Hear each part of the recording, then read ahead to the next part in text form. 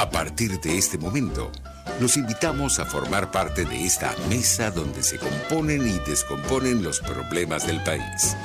RCR presenta Buen Provecho.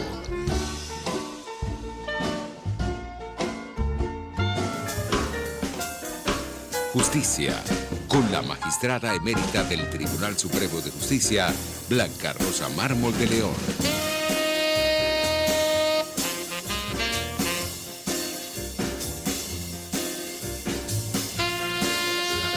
Hola, señora Rosa Orozco, que es la mamá de una de las jóvenes ya estamos en nominaciones del 2014.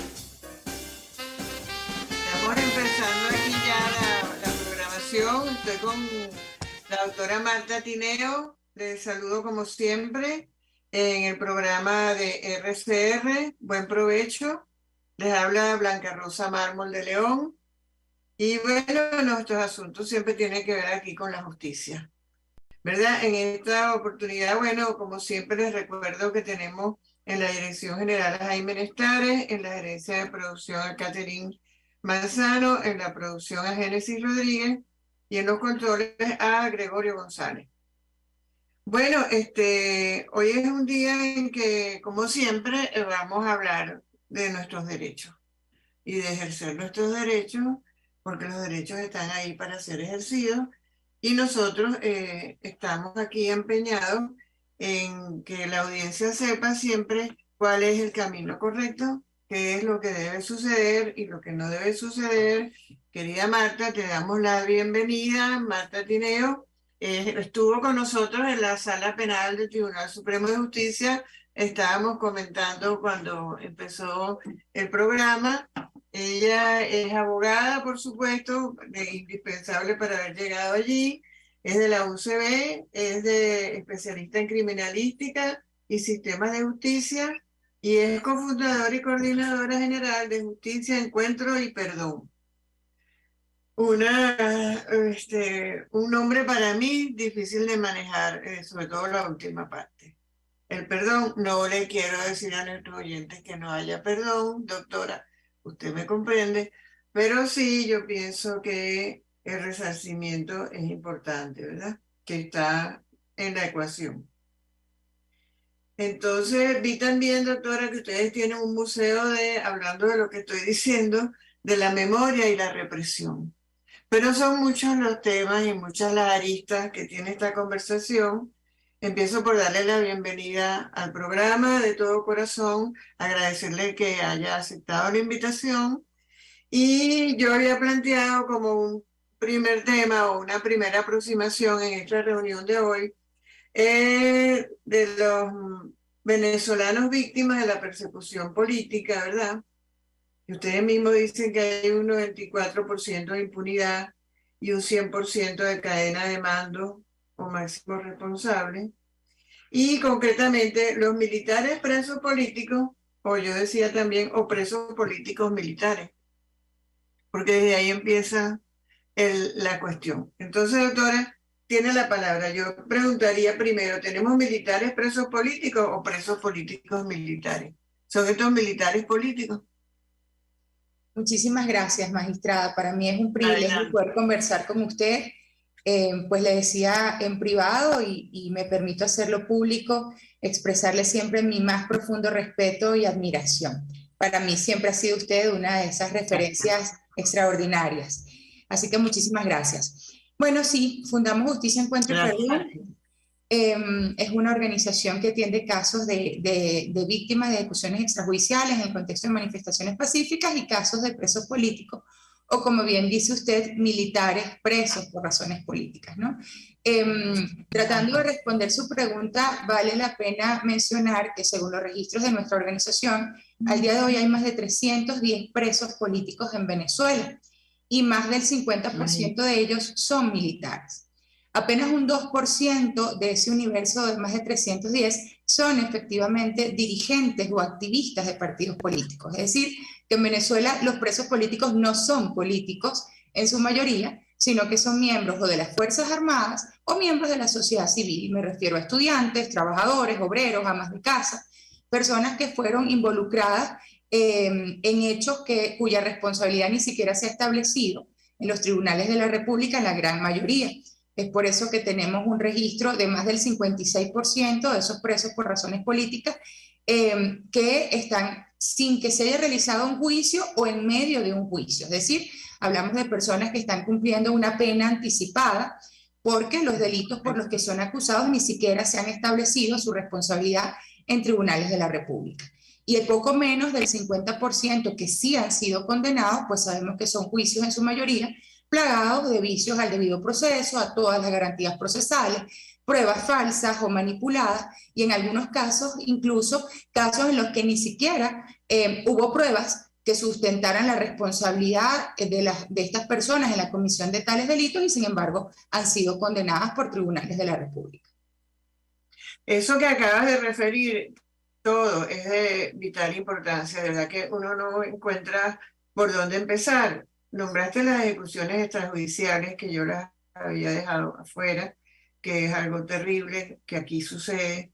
Nombraste también eso que yo digo hasta el agotamiento, que es el cumplimiento de pena anticipada, que es aquí prácticamente lo que existe. Al final la gente, ya lo he dicho antes, termina como resignándose, y lo he visto en casos concretos cercanos, a hacer una admisión de los hechos, que para los que nos oyen es como una confesión, decir, sí, mira, yo soy culpable, pero vamos a terminar esto, porque entonces así le ponen por fin una pena que ya la han estado cumpliendo, ¿verdad? Y casi siempre por eso pueden salir, porque entonces ya tienen tanto tiempo detenidos que tienen derecho a algún tipo de libertad. Y eso es terrible porque es la negación de la justicia, la negación del debido proceso, de que se haga realidad lo que la Constitución y el Código establecen. Y es lo que vivimos, pues, la ausencia de justicia. Y también hablaste, que es muy importante, que ni siquiera se establece la responsabilidad como consecuencia de lo que estamos diciendo. O sea, están allí, supuestamente enjuiciados, entre comillas, en realidad están condenados sin juicio y esperando que los venza, doctora, o el tiempo o la muerte, y créame que me cuesta mucho decirlo, lo que dije en segundo término, pero es así porque así pasa. Entonces, estos militares que están presos, ¿por qué están presos, doctora? Es un amedrentamiento para los demás funcionarios de las Fuerzas Armadas, porque tenemos que tener en cuenta que este es un gobierno que está firmemente apoyado sobre las Fuerzas Armadas. Es más, yo me atrevería a decir casi que este es un gobierno militar, en realidad lo es. Y bueno, en estos días yo puse por allí por Twitter los sueldos de los generales y de los oficiales en general de las Fuerzas Armadas, y bueno, son unos sueldos que comparados con lo que cualquier ciudadano gana hoy por hoy en Venezuela, en el gobierno o en cualquier parte, representa una diferencia abismal, pero también nos demuestra que así está garantizado el apoyo de los militares al régimen, porque todos tienen eso y también son dueños de minas. Me refiero a los de las Fuerzas Armadas que están en estas posiciones. Es más, el de la más bajo rango creo que empezaba con $400 mensuales y llegaban hasta 3.000, me parece, $3.000 mensuales, si no o 4.000. Entonces, no la quiero aturdir, doctora, porque tengo muchas cosas que me vienen a la mente y usted va a decir, bueno, entonces, ¿quién habla? Pero es que quiero que realmente sea ágil y que la gente nos oiga y piense en lo que estamos diciendo y lo que estamos ventilando aquí. Entonces, ¿por qué están estos militares, que también son militares, ¿verdad?, presos? Sí, no, para nada me aturde, al contrario, le agradezco el análisis y la reflexión, porque de eso se trata, ¿no? No solo de denunciar estas situaciones, sino de generar sensibilidad y conciencia social respecto al terrible daño que hemos sufrido, ¿no? Entonces, pues sí, en la mayoría de los casos de los presos políticos son acusados de delitos de traición a la patria, entre otras, ¿no? Rebelión. Este es el que no falla. Sí. Exacto, digamos que hay como un catálogo, un comodín, ¿no? Por las Sí. que son la mayoría de los casos acusados y perseguidos por vía judicial, ¿no? Entiendo que mucho tiene que ver, doctora, y sabemos pues desde el Ejecutivo Nacional y desde las propias Fuerzas Armadas, siempre se está, digamos, haciendo un trabajo de contrainteligencia, entonces se crean determinadas operaciones, entonces tenemos la Operación Gedeón, la Operación Aurora, estos nombres incluso son dados bueno, muchas veces lo vemos en anuncios a través del canal de televisión abierta, el canal nacional, ¿no? Me refiero a Venezolana Televisión. Se anuncia una operación de conspiración o de qué cuestión, y bueno, ahí entonces aparecen los nombres de estos militares, como le digo, en la mayoría de los casos son, la mayoría de los casos de prisión política comienza con una detención arbitraria. Sabemos que en Venezuela, pues a tenor de nuestra norma constitucional, las detenciones pueden proceder o en flagrancia, pues se está cometiendo un hecho delictivo en ese momento, o por orden judicial. En los casos de presos políticos, la mayoría de las detenciones ocurren de forma arbitraria, es decir, en ninguno de estos dos supuestos constitucionales, seguidas de desapariciones forzadas de corta o mediana duración. Ha habido suficiente documentación de que estas personas, por lo general, son previamente llevadas a sitios clandestinos, muchos de ellos sitios de tortura, y después de estos periodos de corta o larga duración, son presentados a los tribunales, en muchos casos fuera del lapso establecido también en la norma constitucional, son acusados pues sin mayor, digamos, evidencias o pruebas, y se dictan las órdenes de privación de libertad. A partir de ese momento empezamos pues con una larga sucesión de violaciones al debido proceso, de violación a los derechos humanos, se les niega pues muchas veces la asistencia de un abogado de su confianza. Hemos visto suficientemente cómo se imponen en algunos casos defensa pública, que lamentablemente lejos de ejercer su función de defender debidamente a estas personas, pues simplemente hacen un papel omisivo en ese sentido.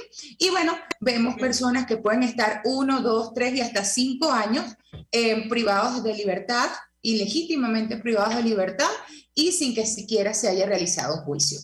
En medio de todo esto, que ya es decir demasiado, son sometidos, en el caso de los militares, a las más terribles torturas. Nosotros hemos documentado, y no ese es un punto muy importante que no podemos dejar por fuera. Así es. Así es. Revisemos, sí. Lamentablemente, y esto no es algo que solamente ha denunciado nuestra organización y otras organizaciones de derechos humanos en Venezuela, sino que ha sido suficientemente documentado, corroborado por la Misión Internacional de Determinación de Hechos para Venezuela de Naciones Unidas, por diferentes mecanismos de sistemas. Eso le iba a preguntar, doctor, ¿eso lo hablaron en la visita del Alto Comisionado? Sí, también ha sido documentado por la Oficina del Alto Comisionado para los Derechos Humanos, no en vano, pues ya fue extendido por 2 años más la presencia de oficiales acá en Venezuela. Es decir, sí, toda esta situación ha sido documentada. Bien, desde la Oficina del Alto Comisionado para los Derechos Humanos, que incluso en esta reciente visita a Venezuela, antes de salir del país, solicitó expresamente la liberación de los presos políticos en Venezuela, es decir, está muy consciente de la gravedad de esto, pero también ha sido documentado por la Misión Internacional Independiente de Determinación de Hechos, y no es poca cosa decir que toda esta documentación es lo que ha hecho posible que se avanzara del examen preliminar que había iniciado la Fiscalía de la Corte Penal Internacional y estemos a la espera de resolución de la Sala de Cuestiones Preliminares de la Corte Penal en cuanto a que el fiscal pueda reanudar su investigación. Y es porque desde la propia Fiscalía de la Corte se ha establecido que hay suficientes elementos para considerar que en Venezuela se hayan cometido crímenes de lesa humanidad. Y dentro de esos crímenes de lesa humanidad encontramos justamente casos de detenciones arbitrarias, casos de tortura, desapariciones forzadas y muy específicamente el crimen de persecución. Es decir, esto no es algo que solo dicen víctimas y defensores acá en Venezuela. Esto es algo que ha sido a este punto documentado por organismos internacionales de justicia. Y es muy importante lo que dice, doctora, porque se ventiló aquella presunta oferta, vamos a decirlo, llamarlo de esa manera, de parte del régimen aquí en Venezuela de que ellos podían hacer justicia, y se acuerda que ofrecieron una reforma judicial porque iban a hacer realmente justicia en Venezuela para evitar la actuación de la Corte Penal Internacional, pero eso quedó en evidencia que no existe en absoluto en Venezuela, y es por eso, y para recalcarle a nuestros oyentes, que ahora entonces estamos más concentrados en que sea un hecho que prospere ese juicio ante la Corte Penal Internacional, que creo que ya el fiscal ante la Corte Penal Internacional también tiene claro que esa justicia aquí no es posible, no es posible que haya administración de justicia autónoma. Así es. Así, ¿verdad? Es tanto es cierto lo que usted menciona, que por eso es que el fiscal ha solicitado expresamente a la Sala de Cuestiones Preliminares autorización para reanudar su investigación, justamente porque al recibir información suministrada por el Estado venezolano, concluye que esta información no da cuenta de que en Venezuela se estén realizando procesos judiciales transparentes, genuinos, legítimos, a favor de la justicia y de la reparación integral de las víctimas. Es por eso que solicita esta autorización, y justo en ese contexto la sala decide, y esto es extraordinario, la sala decidió pues hacer público un formulario a través del cual todos quienes se consideren víctimas de estas violaciones graves a los derechos humanos puedan presentar sus observaciones a esa sala a efectos de que ella las considere y decida, resuelva si autoriza o no la reanudación de esa investigación. De hecho, el formulario está en la página oficial de la Corte Penal Internacional. Es un formulario muy sencillo, puede ser llenado en español, no hace falta acompañar ningún tipo de recaudo ni elementos probatorios, simplemente la opinión de las víctimas en cuanto a su interés o no de que la investigación sea reanudada. Este espacio de tiempo que abrió la sala a estos efectos vence ahora en marzo. A partir de ese momento, pues la sala tendrá que resolver sobre esa incidencia, porque justamente el Estado venezolano, a través de sus autoridades, solicitó la suspensión de la investigación, y el fiscal insiste en que es necesario que él la prosiga porque no tiene evidencia de que en Venezuela se estén dando pasos reales, verdaderos, verificables a favor de la justicia. Es muy importante lo que nos acabas de decir, Marta, porque la gente tiene que saber, en primer lugar, eso de la planilla que dijiste, que acabas de mencionar, y que es de acceso a cualquier persona, que después de la pausa te voy a pedir que lo repitas la información para que la gente sepa cómo lo puede hacer y no dejen de hacerlo, porque eso es fundamental y muy importante para que esos juicios continúen, ¿verdad? Y por la otra parte, la actitud del fiscal, yo quería destacar la que hasta ahora me parece más profesional, y porque uno no puede evitar la comparación con la actuación de la fiscal anterior, ¿verdad? Que fue como, evidentemente fue más política, para decirlo claramente y con todas las letras. Entonces quedamos insatisfechos, yo personalmente, lo digo a título personal, y sé que muchas otras personas y abogados que luchan por lo mismo que luchamos nosotras dos, también sintieron eso, que no fue lo suficientemente contundente la actuación de la fiscal anterior. Esperamos que este fiscal sí lo sea. A mí me da la impresión hasta ahora, no sé cuál es la opinión que tienen ustedes, sería lo último que te pediría ahorita antes de ir a una pausa. ¿Qué opinión les merece la actuación del actual fiscal? Pues entiendo, el actual fiscal está actuando en franco apego a lo que establece el propio Estatuto de Roma, que es la norma fundacional de la Corte Penal Internacional, pues se ha ajustado a todo el procedimiento, ha por supuesto ofrecido todas las garantías al debido proceso, pero ha sido ciertamente una actuación muy seria, digamos, y muy comprometida a favor de la justicia, que en definitiva es lo que pretenden estas instancias internacionales. O sea, el interés de la justicia por encima de cualquier otro interés. Y eso, por supuesto, correcto, quienes estamos ávidos de esa justicia no podemos sino celebrarlo y depositar nuestras expectativas allí. Yo entre ellos. Doctora, vamos a una pausa y volvemos con otras aristas de este tema tan interesante. Gracias.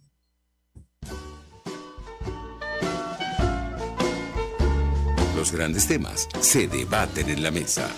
Buen provecho por RCR 750, la radio que se ve. Y síganos en Twitter en @RCR750. Pueden seguirnos en nuestras redes sociales. En Twitter, @RCR750, la radio que se ve. Pretty Woman. La gran estilista Teresa está al frente de su salón de belleza Tarina, con su maravilloso equipo de profesionales peluqueras y manicuristas. En el salón de belleza Tarina siempre vas a lograr el look de la mujer bonita. Está en la planta alta del Centro Comercial Galerías Prados del Este. Ven para que te consientan. Pide tu cita por el 0414-222-6577. Salón de belleza Tarina. Atención como tú lo mereces, con todo cariño. Pretty Woman. Antes de empezar el día, entérese de lo que acontece en el país junto a Pedro García Otero en Titulares de la Mañana. De lunes a viernes a las 6:30 de la mañana. Acompáñelo y empiece su día bien informado. Titulares de la Mañana con Pedro García Otero. Solo por RCR 750 AM. Porque lo bueno une. Cómo prevenir enfermedades, cómo actuar en casos de emergencias médicas, cómo mantener una buena calidad de vida. Todas estas interrogantes tienen su respuesta en RCR Salud. Todos los domingos con el Dr. José Eduardo Troconis. Comparte con nuestros oyentes notas de bienestar físico, salud mental y social para el buen desarrollo del ser humano. RCR Salud. Todos los domingos a las 10 de la mañana. Por RCR. De costa a costa, cada semana, usted podrá ser parte del sentimiento varguense que inundará la señal de RCR. El Pitazo en Vargas. Acompaña a Luis López en el recorrido por la ruta de la actualidad informativa en el litoral. Comentarios, denuncias, reportes de tránsito y cómo están las playas. Información de primera mano de todo lo que ocurre en el estado Vargas. El Pitazo en Vargas, todos los domingos, a partir de las 8 de la mañana, por RCR 750 AM. En Venezuela no hay espacio para la política. En Venezuela no hay un sistema político. En Venezuela hay un sistema amponil. El chavismo no es una organización política, el chavismo es una organización criminal.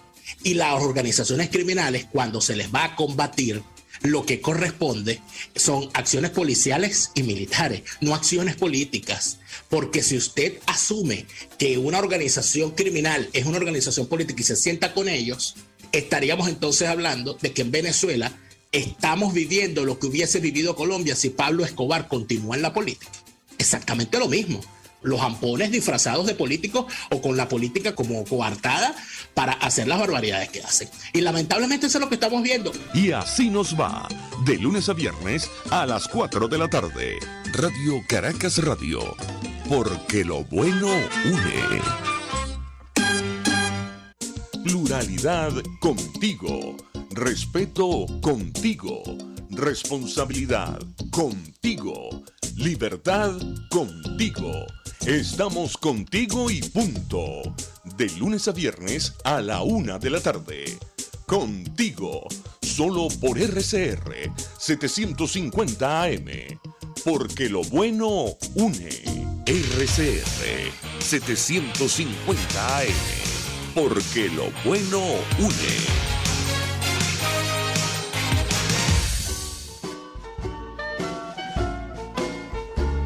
Escuchas Buen Provecho por RCR 750, la radio que se ve.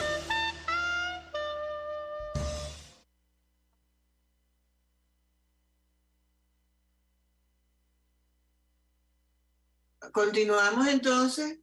Aquí estamos de regreso en RCR con el programa Buen Provecho. Les habla Blanca Rosa Mármol de León.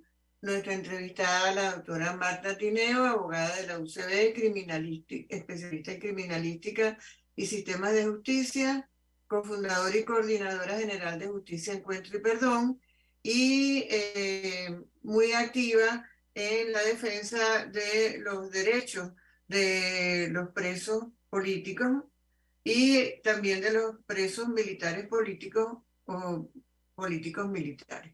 Doctora, retomando la última parte, quería que empezáramos por repasar brevemente lo de cómo es el acceso a la planilla para la denuncia de los que creen que tienen casos que deben ser del conocimiento de la Corte Penal Internacional por ser delitos de lesa humanidad. Sí, por favor, nos repite eso y continuamos entonces con los demás puntos.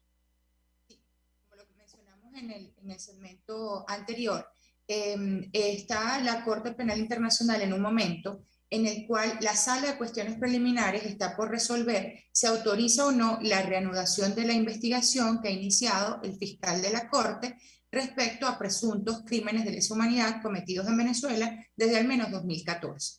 A efectos de resolver esa incidencia, ha hecho público un formulario que pueden encontrar perfectamente en la página oficial de la Corte Penal Internacional.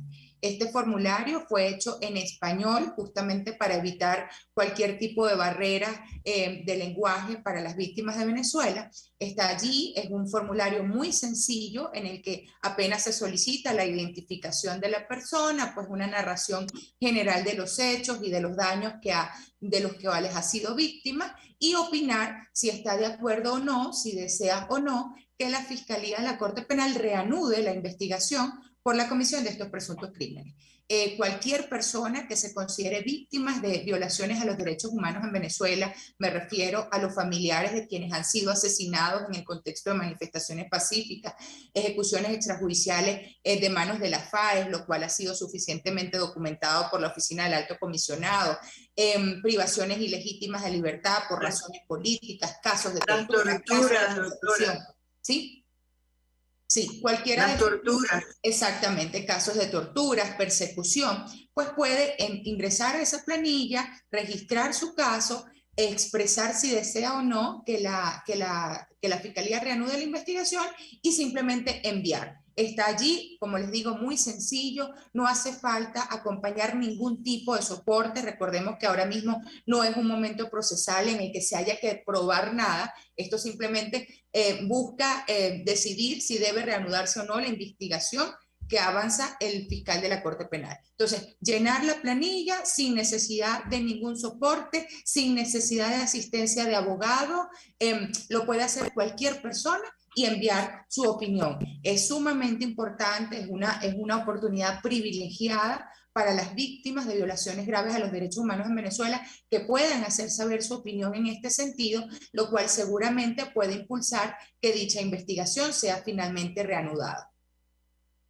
Perfecto, muchísimas gracias. Esa información sé que va a ser de mucha utilidad para muchas personas que nos están oyendo y que a su vez se lo harán saber a otros que también están, que son los que están en la situación, si no son ellos.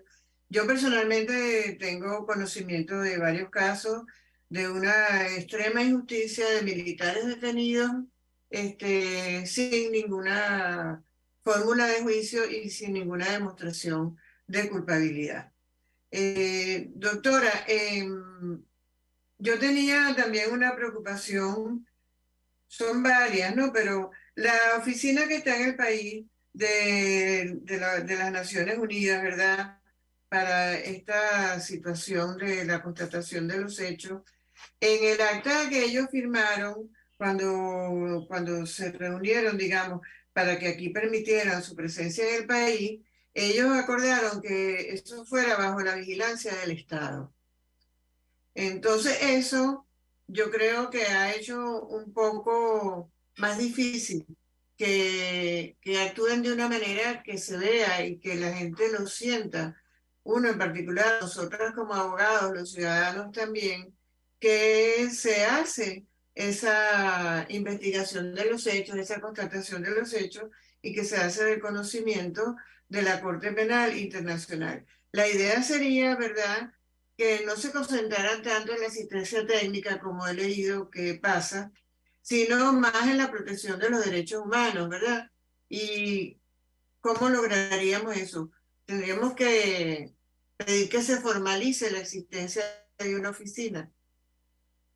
Bueno, efectivamente, digamos, desde el año 2018, desde la Oficina del Alto Comisionado para los Derechos Humanos de Naciones Unidas, se ha hecho un monitoreo muy exhaustivo de la situación de Venezuela.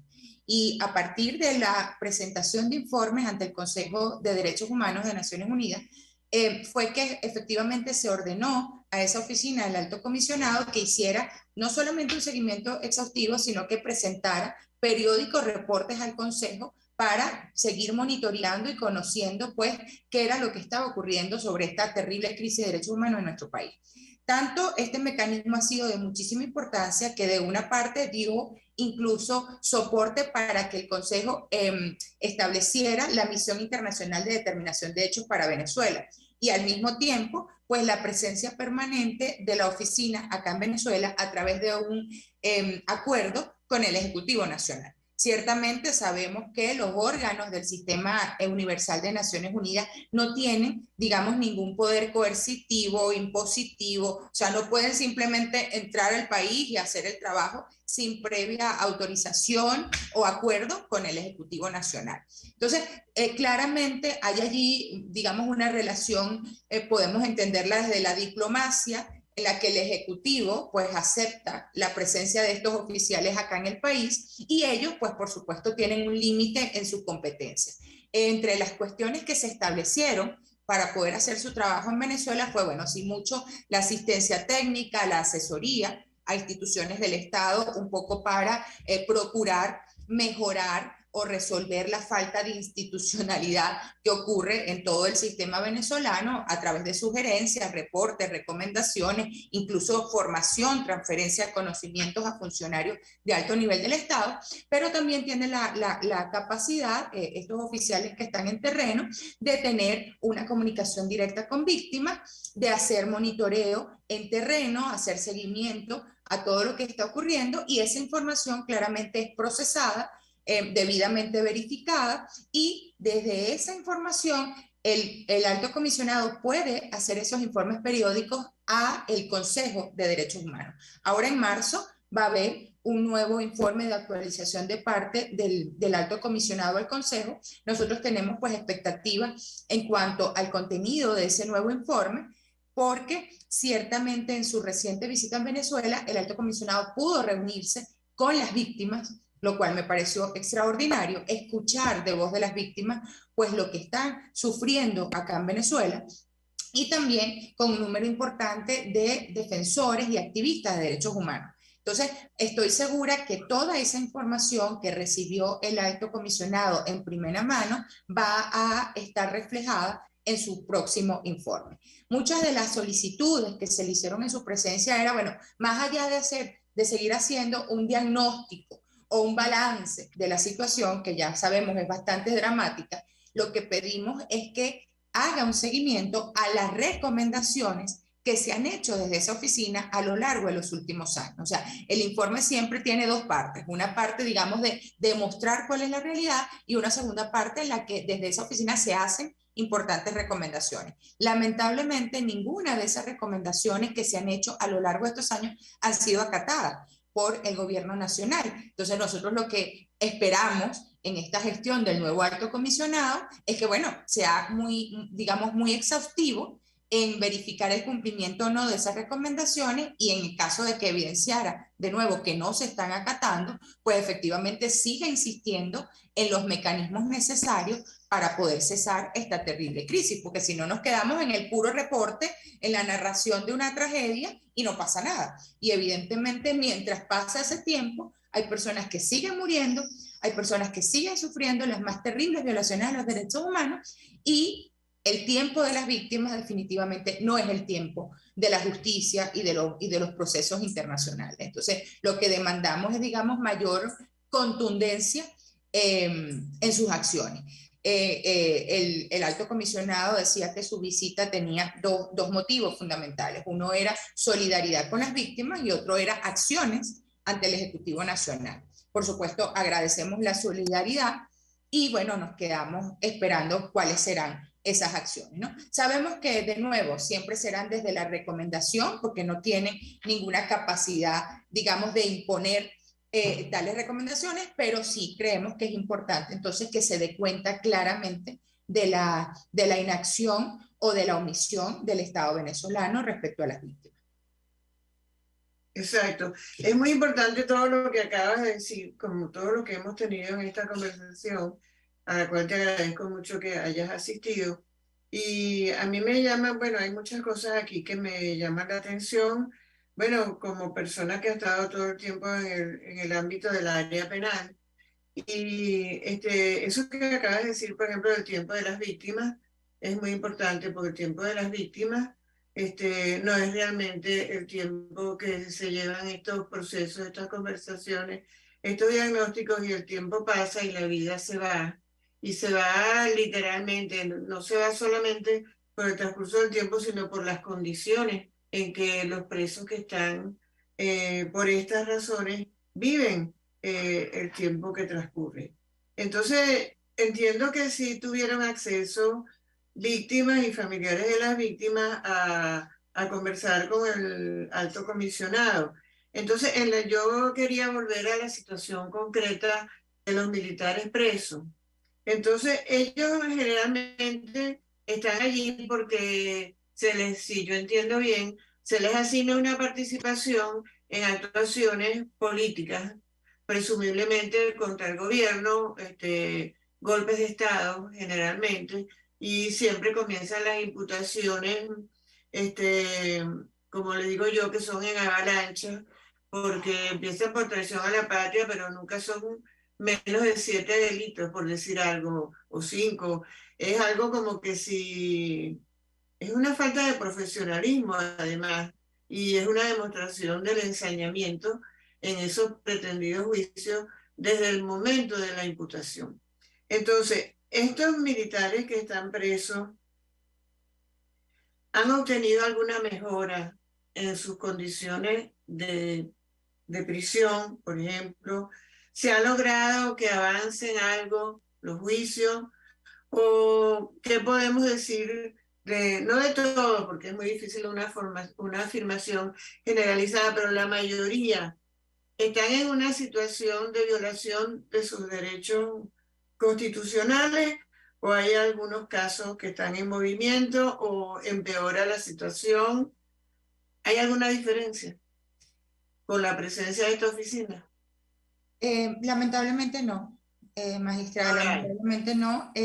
Por eso nos preocupa mucho que desde esta oficina se documenta exhaustivamente la situación, se hacen claras recomendaciones, pero luego no vemos que eso suponga una mejoría en la práctica. El movimiento o no de los juicios políticos, pues depende, como su génesis es una decisión política, también el avance o no de los juicios depende de una decisión política, y usted pues conoce muy bien de esa situación. Es decir, un juicio puede estar en un caso, un expediente puede estar en un archivo todo el tiempo que así se quiera, hasta tanto se dé una instrucción y se resuelva que entonces ese juicio debe llevarse a cabo. Entonces, eso va a depender de una decisión política. A veces entonces vemos que deciden sacar 4 o 5 juicios en paralelo, audiencias casi que continuas, y bueno, y en una semana se resuelve un juicio que estuvo paralizado 3 o 4 o 5 años, ¿no? Con pruebas o sin pruebas, con testigos o sin testigos. Es decir, vemos muy claramente la manipulación del sistema de justicia venezolano como instrumento de persecución política, y que depende claramente de una instrucción que se da desde el Ejecutivo Nacional. Y bueno, esto no lo digo yo como abogada defensora de derechos humanos, esto lo dicen informes internacionales que han validado y verificado exhaustivamente esta situación. Desde la propia oficina del Alto Comisionado, en los reportes anteriores, en la gestión de Michelle Bachelet, ella daba cuenta de lo que supone que la mayoría de los jueces de la República se encuentren en situación de provisionalidad, lo cual, por supuestamente, los hace mucho más vulnerables a acatar esas instrucciones. Tenemos un precedente gravísimo en ese sentido, y eso también sabe usted, el caso de la jueza Afiuni, que soy de quienes considera que fue un espejo que se les puso a los jueces de la República diciendo, bueno, no solamente que puede ser destituido del cargo o removido del cargo, simplemente podemos apresarte también y someterte a las peores violaciones a los derechos humanos, ¿no? Entonces, desde la amenaza de permanecer o no en el ejercicio de un cargo, hasta una amenaza latente de convertirte en un enemigo más de esa lista de enemigos internos, un enemigo más, y en tanto poder ser tú también víctima de una privación ilegítima de libertad y sometido a las más terribles torturas. Entonces, nosotros hemos dado cuenta de que no solamente los funcionarios de los cuerpos de seguridad del Estado participan en esto, cuando hacen estas privaciones ilegítimas de libertad, cuando someten a estas personas a las más dantescas torturas, sino que todo esto es luego validado o convalidado por fiscales que se prestan para presentar a una persona sin evidencia ante un tribunal, que escuchan de las propias víctimas los testimonios de las torturas a las que han sido sometidos y no hacen absolutamente nada.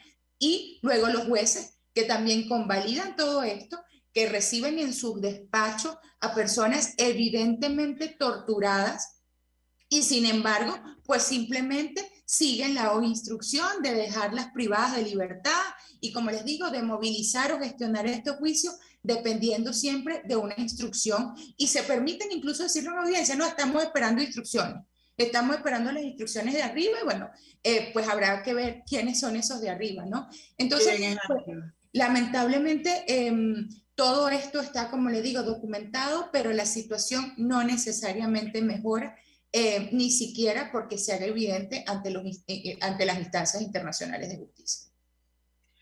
Sí, doctora, usted me trae a cuenta también muchas cosas que me preocupan permanentemente. Eso que acabamos de conversar, que acaba usted de referir, fiscales, defensores y jueces, fiscales, defensores y públicos, y jueces, y yo creo que a lo mejor hasta los privados en algún momento, ¿no? Tienen miedo en Venezuela. En Venezuela los jueces tienen miedo. Y en un país donde los jueces tienen miedo, los ciudadanos no pueden esperar justicia. Eso es absolutamente imposible. Es el caso. Entonces, estos son obedientes. Y lo que yo quería destacar también es que ellos olvidan que el ejercicio de la función pública, de acuerdo con la Constitución, genera responsabilidad personal. Y ellos van a tener que responder. Estos fiscales que creen que impunemente pueden estar imputando a las personas de delitos que no han cometido o pueden estar convalidando juicios que no se celebran de acuerdo con el debido proceso, defensores que no cumplen con su deber, jueces que pueden llegar hasta el horror de pasar por alto a una persona torturada que les es traída a su despacho. Son cosas que nunca me imaginé que iba a tener que estar considerando ni hablando en un día como hoy en Venezuela. Ellos van a responder, y por eso yo, y no quería perder la oportunidad, a pesar de parecer reiterativa, que cuando nos referimos a los fiscales en cada caso, a los defensores y a los jueces, debemos hacerlo por su nombre y apellido, doctora, porque aquí en Venezuela se refugia mucho en el anonimato, y seguramente se habrá dado cuenta que se dice el juez cuarto, el juez quinto, el juez 10, ajá, pero eso no es un nombre, y eso es un escudo para pasar desapercibido. Y yo creo que así como se atreven, porque esa es la palabra, a violentar los derechos humanos en la forma en que lo hacen estos fiscales, defensores y jueces, en la misma forma deben dar su nombre, ¿verdad?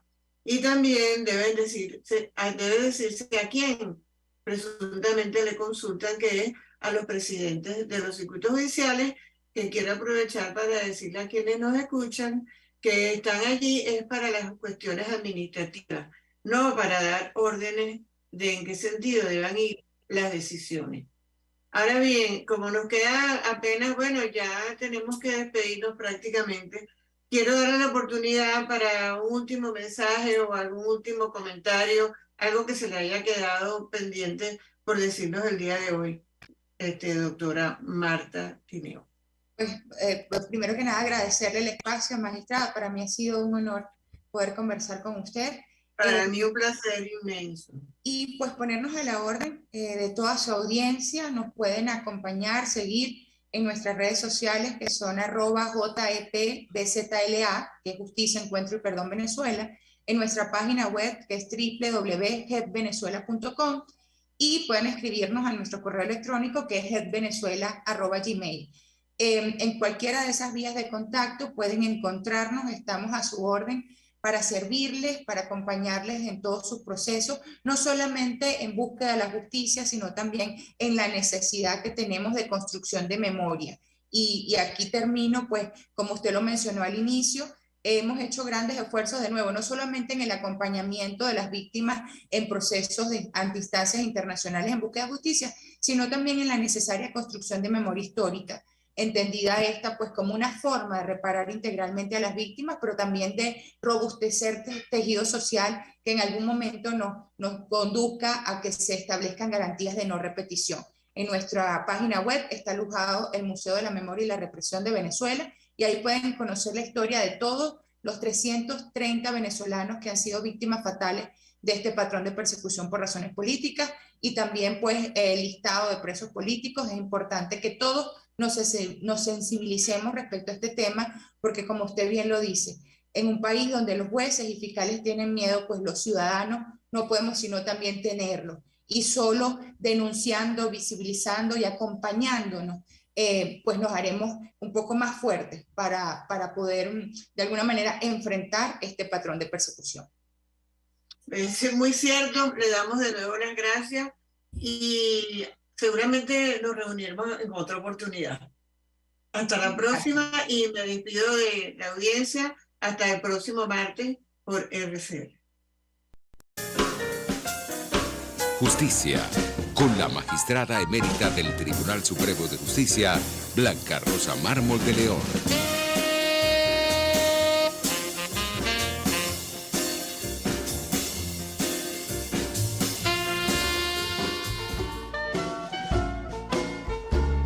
RCR presentó Buen Provecho. Síganos en Twitter como @RCR750. La radio que se ve.